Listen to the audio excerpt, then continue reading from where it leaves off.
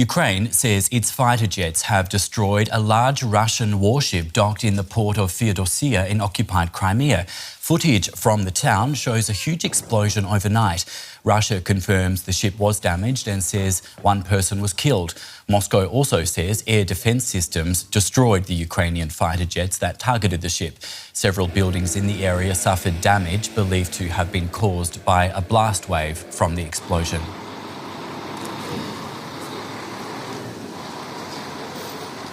And earlier, DW's Matthias Berlinger in Kyiv told me more about the Russian naval ship. Yeah, the ship was a landing ship that's designed to bring troops to the coast who then land on the coast. It's been a Soviet ship built in the sometime between the 1970s and 1990s, and it's been in Feodosia at the moment, and it was hit there. What we've seen is that there was a very powerful explosion. Videos are out in the internet, and that suggests that the ship might have been severely damaged or destroyed, as the Ukrainians say. However, the Russians say it had been merely damaged. Matthias, another detail is that the ship was allegedly carrying Iranian drones that are being used by Russia against Ukraine. What have you heard about this? Yeah, some Ukrainian media are reporting that that it had Iranian munitions on board, but I haven't seen any confirmation for that. The power of the explosion suggests that there was something explosive at this site on the ship or nearby, but there's no confirmation about the freight of this ship. Matthias, back in April 2022, Ukraine sank the Moskva, which was the flagship of Russia's Black Sea Fleet. How beneficial are attacks and victories like this from both a military and a PR point of view back home? I think the biggest benefit of this for Ukraine is actually an economic and humanitarian benefit, because the Black Sea Fleet, several ships have been hit, not only the Moskva, but also others who were in docks or somewhere else, and that makes it very difficult and dangerous for the Black Sea Fleet to navigate in the Black Sea Fleet and in the Black Sea, and that makes it possible for Ukraine to use these corridors that they have unilaterally declared to bring out goods from Ukraine. That's something that Ukraine has been doing since Russia left the agreement on the shipment of grain that was in place earlier.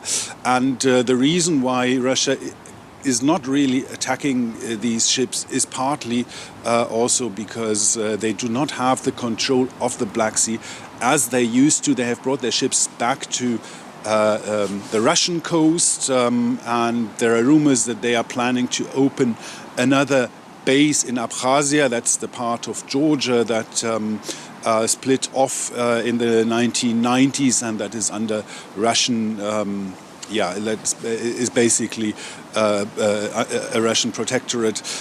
So it puts them under a lot of pressure, what Ukraine is doing here. DW's Matthias Berlinger there in Kyiv. Matthias, thanks so much for that. To Ukraine now, where more than half of the country's children have been displaced at some point during this war.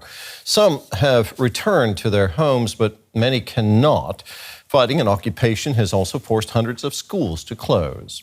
It's an educational crisis for the next generation of Ukrainians. DW correspondent Matthias Berlinger reports from the outskirts of Kyiv on the battle to bring kids back to the classroom. The war is still very much present, even in their games during a break. Seven Fields is a special school in the Kyiv suburbs. It only accepts children directly affected by the war. 9-year-old Nazar has lost his father in the fighting.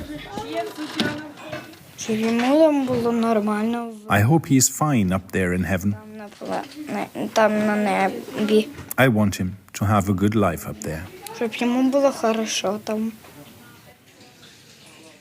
For many of them, this is already their second Christmas with one parent missing.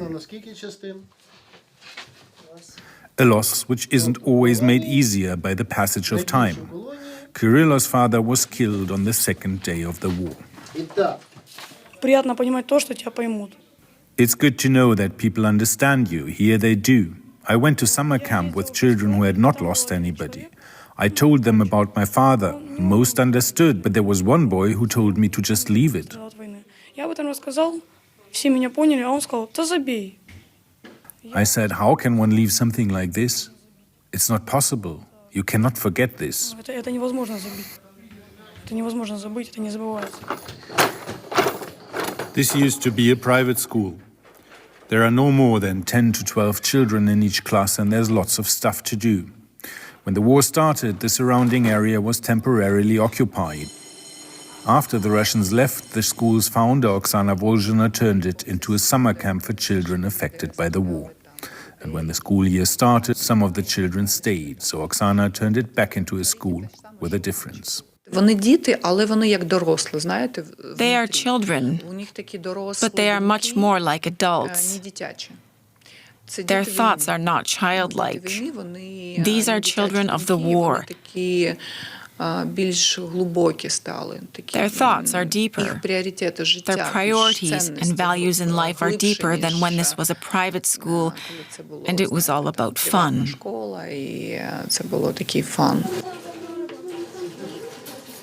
More than 2,000 schools across the country have had to close.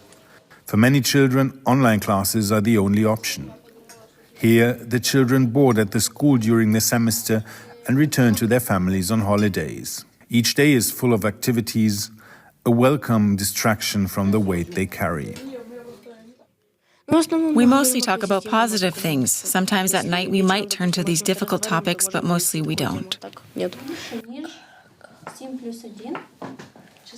The school operates on donations from organizations and private businesses. A small glimmer of hope in a country where millions of children have lost their homes and their schools.